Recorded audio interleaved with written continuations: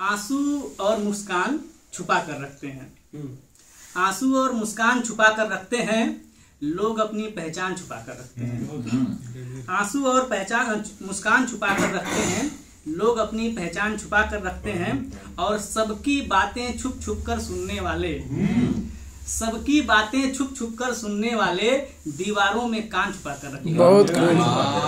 सबकी बातें छुप छुप कर सुनने वाले दीवारों में कान छुपा कर रखते हैं। और बाहर से दिखलाते हैं वो मसीहाई, बाहर से दिखलाते हैं वो मसीहाई, अंदर का शैतान छुपा कर रखते हैं। बहुत खूब, बहुत खूब, लाजवाब, बेहतरीन। अंदर का शैतान छुपा कर रखते हैं। और फेर न दो पानी तुम इन पर सो हम भी, फेर न दो पानी तुम इन पर सो हम भी, दिल का हर अरमान छुपा कर रखते हैं।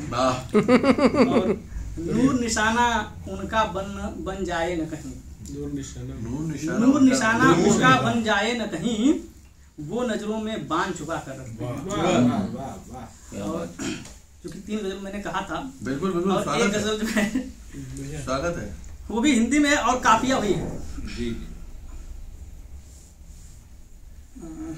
सही में हिंदी गजलों में मारक क्षमता बढ़ जाती है,